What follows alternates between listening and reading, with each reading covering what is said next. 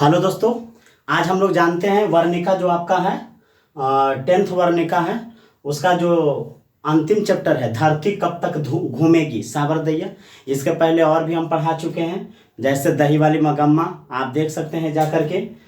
इसके अलावे और भी हम पढ़ाए हैं, जैसे ढहते विश्वास, ये आपको देख सकते हैं। बाकी के जो चैप्टर है आपको सब पढ़ा दिया गया है, आप जाकर के वहाँ देख सकते हैं। तो आज हम पढ़ेंगे हम लोग धरती कब तक घूमेगी, और जो लिखा गया है किसके द्वारा, सावरदैया के द्वारा। तो जानते हैं फटाफट के अंदाज में। तो सबसे पहले यदि आप चैनल पर नए आए हैं तो आप सब्सक्राइब कर लीजिएगा इस चैनल को, ज़्यादा से ज़्यादा शेयर कर दीजिएगा। नहीं तो आपको यदि जो अच्छा लगेगा तो आपको लाइक कर देना है, मतलब लाइक कर दीजिएगा। चलिए तो शुरू करते हैं। पहले देखिए धरती कब तक घूमेगी, आप ध्यान से सुनिएगा, बस ज़्यादा नहीं, 5 से 10 मिनट लगेगा। 5 से 10 मिनट में आपका पूरा कहानी समाप्त हो जाएगा। देखिए धरती कब तक घूमेगी, पहले पूछेगा कि के लिखा है, तो ये सावरदैया कहेगा। सावरदैया जो है वो किस प्रकार के कहानीकार हैं, तो आपको बतला देना है किस भाषा के कहानीकार हैं, तो राजस्थानी कहेगा। इसका जन्म कब हुआ था, तो 1983 ईस्वी में। और इसका हिंदी अनुवाद और किसने किया था, तो इसका हिंदी अनुवाद भी ये खुद किए थे, यानी सावरदैया किए थे। कहता है समकालीन भारतीय साहित्य से संकलित, समकालीन भारतीय साहित्य से संकलित कौन सा कहानी है, तो यह धरती कब तक घूमेगी। बहुत सुंदर कहानी लिखा गया है, यह धरती कब तक घूमेगी। चलिए हम जानते हैं इस कहानी का मुख्य पात्र जो है आपका सीता है। इस कहानी का मुख्य पात्र कौन है, सीता है। चलिए हम जानते हैं इस कहानी को, फटाफट शुरू करते हैं। आप जानते हैं ये वर्तमान जमाना की कहानी है, और वर्तमान जमाना में आप जानते हैं कि हर घर में ऐसा होता है। जब भी देखिएगा बूढ़ा बूढ़ी जो लोग रहते हैं, और यदि जो एक बूढ़ी का यदि जो हस्बैंड जब तक जिंदा है तब तक पूरा दावेदार के साथ रहते हैं। और ऐसा माना भी जाता है कि एक पत्नी के जब तक पति जिंदा है तो वो किसी को उल्हाना में या किसी के दबाव में रहने की जरूरत नहीं होता है, उसको बहुत हिम्मत रहता है। इसीलिए एक पत्नी चाहती है कि मेरे रहते हुए मतलब कि मेरा पति के रहते शायद मेरा देहांत पहले हो जाए, ऐसा मानना होता है। ऐसा एक पत्नी का ख्वाहिश होता है। इसलिए आप लोग देखे होंगे कि हर पत्नी कहता है कि जब कोई पहले पति मर जाता है तो कहता है कि ये मतलब कि ये जो इसका पत्नी है और ये विधवा हो गई है, मतलब कि उसको लोग ताना बाना देता है। पहले के ज़माना में लोग उसको पूजा पाठ के शुभ अवसर पर लोग उसको देखना नहीं पसंद करता था। घर में दादी को भीतर में ढुका करके रहता था, घर में पोता पोती के शादी करता था। ये सब परंपरा पहले था। आज तो देखते हैं कुछ कुछ शिक्षित वर्ग के लोग ऐसा नहीं करते हैं, लेकिन इसके बावजूद भी ये सब विडम्बना है हर घर में। तो उसी ढंग से इस कहानी जो वर्तमान में है कि किस प्रकार से एक बूढ़ी जो है उसका यदि वो पति मर जाता है तो उसका बेटा और पतोह लोग जो आज वर्तमान में जो उसके साथ में ताल्लुकात करते हैं, मतलब जो सुलूक करते हैं, उसके बारे में ये वर्णन है। तो चलिए आते हैं, इस कहानी का मुख्य पात्र सीता है। सीता अपने घर में बहुत दिनों से अच्छी तरह से रह रही थी। जब तक उसका पति जिंदा था तब तक उसको खाने पीने पहनने में किसी प्रकार की कोई दिक्कत नहीं होता था। लेकिन जब उसका पति का अचानक देहांत होने के बाद उसका घर में जो है गड़बड़ होना शुरू हो गया। शुरुआती दौर में तो जैसे सीता जो है कैलाश की ओर, देखिए सीता के पूछेगा कुल कितने बेटा था, तो 3 बेटा। और वो 3 बेटा में पूछेगा कि 3 बेटा में सबसे बड़ा बेटा कौन था, तो आपको नाम लेना है कैलाश।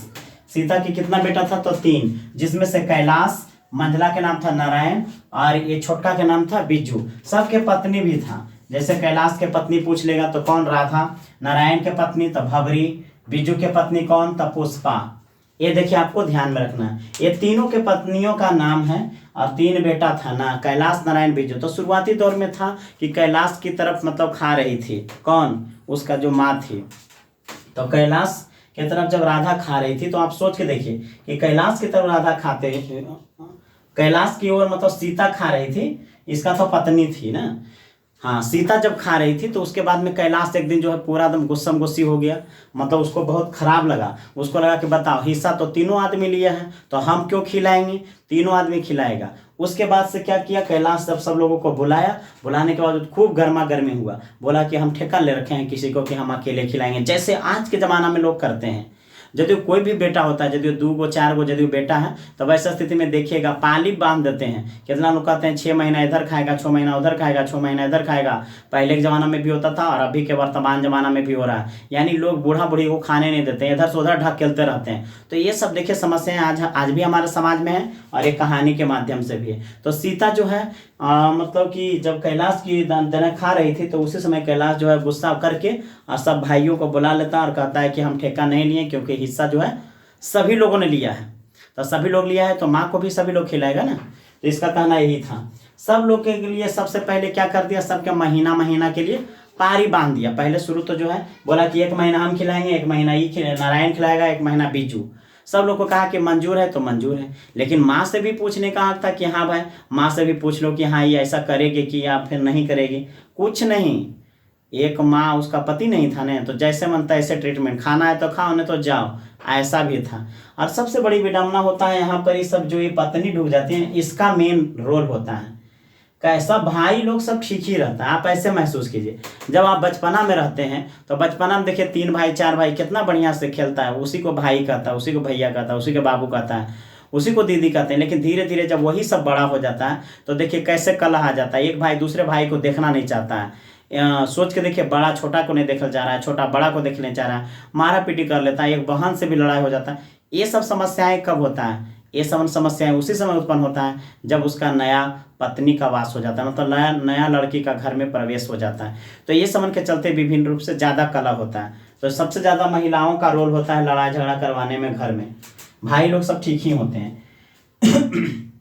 चलिए, तो 1 महीना के पारी बनाता है, 1 महीना के पारी बनाता है। सीता 1 महीना इधर खाती है, 1 महीना इधर, 1 महीना इधर, मतलब 1 महीना करके मतलब पाली अब बदल बदल के खाते हैं। वैसे स्थिति में बच्चे जो होता है कि कभी कभी जैसे पाली बदलने पर जो होता है, बच्चे को भी पता चल गया है कि अब दादी माँ जो है मेरे तरफ आएगी खाना खाने के लिए। हाँ, एक सवाल यहाँ से और भी कहेगा कि जैसे बच्चे पाली बदलने पर जो बच्चे होते हैं बहुत खुश होते हैं, लेकिन उसका पेरेंट्स जो होते हैं, माता पिता होते हैं, ना खुश होते हैं। तो इसका आंसर क्या होगा, उस बच्चा को पता नहीं है कि हाँ ये मतलब कि ये सब होता क्या है, खाना पीना। ये इसको नहीं पता है कि हाँ हमारे के यहाँ आएगी तो ये खाना खाएगी तो मेरा खाना झड़ जाएगा या हमको खर्चा बढ़ जाएगा, मेरा मम्मी पापा के खर्चा बढ़े, ये सब कुछ नहीं। उसको सीधे लगता है कि दादी मेरे पास आ गए हैं, मेरे तरफ आ गए हैं, तो हम दादी के साथ खेलेंगे, गाना गाएंगे, कहानियाँ सुनाएगी, यही सबन उसको लगता है। तो ये सबन आपको, इसीलिए बच्चा खुश होता है। जबकि जो पेरेंट्स लगता है उसको लगता है चलो हमको बोझा हो गया, एक आदमी का खर्चा बढ़ गया, इसीलिए उसको जो है ना ज़्यादा नुकसान होता है, मतलब उसको नाराज होते हैं, इसीलिए नाराजगी व्यक्त होता है। चलिए, तो ये देखिए आपका कैलाश, नारायण, बिज्जू, ये तीनों 1 महीना जब खाना शुरू करते हैं। लेकिन कुछ दिनों के बाद ऐसा होता है कि एक दिन जैसे मान लिया जाए, और कि जैसे क्या होता है कि देख लीजिए होली के दिन जो होता है, जैसे राधा के लगता है कि ये अंतिम महीना के अंतिम दिन है, होली के दिन भी रहता है उस समय, और लगता है कि फिर भवरी देने चली जाएगी, मतलब नारायण देने चली जाएगी, तो थोड़ा सा अंतिम दिन है। तो होली के दिन जो है दाल के हलवा भूंज करके दाल के हलवा बनाई थी, और ताकि मतलब बूढ़ी को खिला करके विदा करेगी। देखिए जिस प्रकार से दाल भूंजा जा रहा था उस समय एकदम बूढ़ी को लग रहा था कि हम ही को भूंजा जा रहा है, मतलब अपना ऐसा लग रहा था, सीता को ऐसा महसूस होता है। आप देख सकते हैं जब ये नारायण के तरफ देखिए आपका, और जब रहती है तो आप सोच के देखिए, ये रसमलाई और लाकर सीता को और दी थी जब वो पुष्पा की तरफ थी, यानी सीता जब पुष्पा देने थी तो इसका बेटा के जन्मदिन था, यानी भवरी के बेटा का जन्मदिन था, और इसको जो है रसमलाई ला करके इसको पुष्पा देने दी थी। आप सोच के देखिए, उधर रह रहे, अब उसका बाल बच्चा भी तो होगा।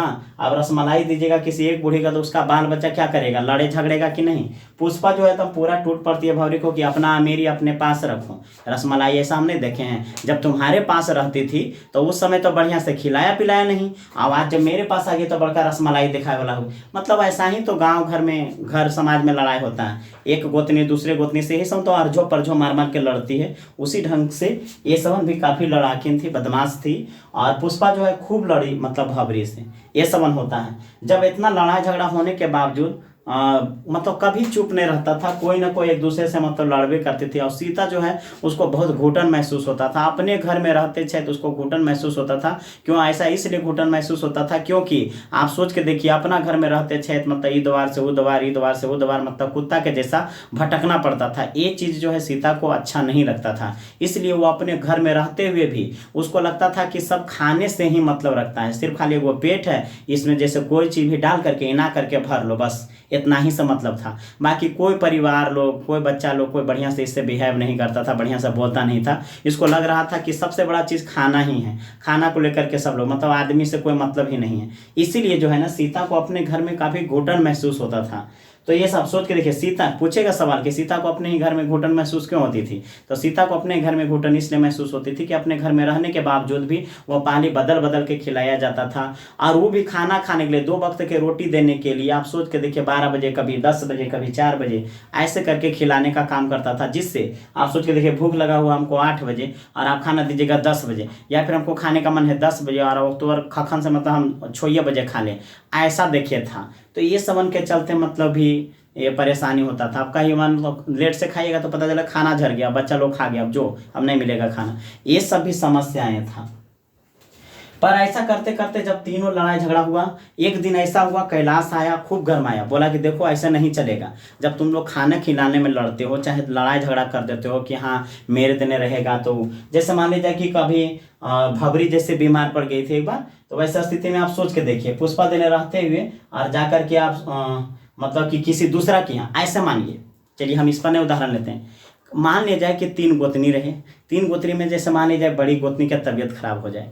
अब आप सोच के देखिए, और मान लीजिए सास का जा करके, कैलाश भी नहीं था उस समय, ये देखिए राधा की यहाँ, ऐसे समझिए राधा की एक दिन तबीयत खराब हो गया था और भवरी दिन उस समय वो रह रही थी, तो जा करके राधा के जैसे 2-3 दिन तक खाना बना दी थी यही सीता, और कैलाश भी बाहर गया हुआ था।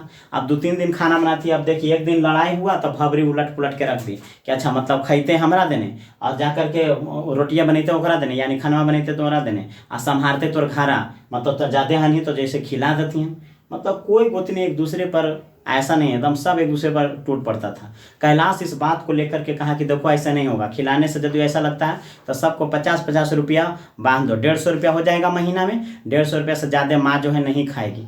जब इस बात को जब करते हुए सुना लोगों को, तीनों भाई को कि हाँ 50-50, उसमें से कोई पतोह भी नहीं कोई कुछ बोली, पत्नी भी नहीं कुछ बोली, बेटा लोग भी कुछ नहीं बोला, कोई नहीं, ना तो नारायण बिज्जू ये सब कुछ नहीं कुछ बोला, बोला कि ठीक है 50-50 रुपये दे देंगे, कम से कम माथा पर के बोझ हट जाएगा, वो अकेले बनाएगी अकेले खाएगी। इस बात को सुन करके कभी ऐसा भी नहीं लगा कि माँ से भी पूछ लेते हैं कि क्या ये मंजूर है या फिर नहीं, उसको लगता था कि अरे माँ कैसू भी है तो वो कुछ बोलती थोड़ी ना, वो कैसू भी स्वीकार कर लेगी, उसका यही था मानना। आप सोच के देखिए, एक माँ पर इतना अत्याचार किया जा रहा था, इतना परेशानियां किया जा रहा था, इसके बावजूद भी सीता जो है सह रही थी। जब इस बात को सुनी, 1 महीना तक तो ठीक था, लेकिन जब 50-50 रुपये वाला बात सुनी कि 1 महीना 50-50 रुपया सब दे देगा, 150 रुपया, तो उसको लगा कि बताओ, जे घर में अभी तक हम चल बुल सकते हैं, किसी के घर में हम बर्तन उसन धो देंगे, झाड़ू पोछा लगा देंगे, से आदमी हमको बढ़िया मानेगा, इस समझ से अच्छा कम से कम खाना दे देगा, 2 शब्द बोलेगा तो नहीं, इससे बेहतर है कि ये घर को छोड़ करके निकल देंगे। तब क्या हुआ कि वही शाम, वही मतलब सुबह जो हुआ 2-3 बजे रात के जो है वो अपना झोला पोथी लेकर के जो है पूरा घर से निकल जाती है, और पूरा आकाश पूरा बिल्कुल मिजाज जो एकदम पूरा फ्री मूड में रहती है, बिल्कुल एकदम आज कोई नहीं बोल सकता था। उसको मान में बना ली थी कि हम जहाँ जाएंगे क्या हमको 2 वक्त के रोटी नहीं मिलेगा, और वो घर से क्या कर देती है सीता, निकल देती है। पूरा आकाश स्वच्छ था, आकाश मतलब स्वच्छ के मतलब ये है कि वो पूरा आज़ाद थी, स्वतंत्र थी, उसके ऊपर कोई बोलने वाला नहीं था। ये संबंध देखिए ऐसा वो महसूस कर रही है, एकदम बिल्कुल फ्री मूड में। वो लगता था कि जैसे जब तक जिएंगे, खाएंगे, काम करेंगे, खाएंगे पिएंगे, मर जाएंगे, हमको बेटा शीशों से कोई मतलब नहीं है। अरे मर जाएंगे तो कोई ना कोई ऐसा होबे करता है कि कोई ऐसा थोड़ी है, कोई नदी में बहा देगा, कोई ना कोई जला देगा। बहुत सारे दुनिया में ऐसे लोग हैं, कहा जाता है 100 में से 80 बेईमान, फिर भी हमारा देश महान, ऐसा भी कहा जाता है। तो बहुत सारे लोग दानी महात्मा हैं, ऐसा नहीं कि सब कंजूस है, सब चोर ही हैं हमारा देश में। अरे 2-4 10 को 20 को चोर है, बाकी बहुत सारे लोग ईमानदार भी बचे हुए हैं। तो इस प्रकार से जिससे क्या होता है, एक कहानी में इसका ऑब्जेक्टिव जितना भी होता है वो सारा के सारा मतलब जो होता है वो समाप्त हो जाता है। तब तक आपको हम नेक्स्ट वीडियो में मिलेंगे। आपको जब तक के लिए आपका जय हिंद, जय भारत। आप हंसते रहिए, मुस्कुराते रहिए और देखते रहिए। आपका अपना लक्ष्य एजुकेशन जो आपका चैनल है वही आपको देखते रहना है। तो हम मिलते हैं आपको नेक्स्ट वीडियो लेकर के आपको अगला सेशन में, ठीक है। जब तक के लिए धन्यवाद, थैंक यू।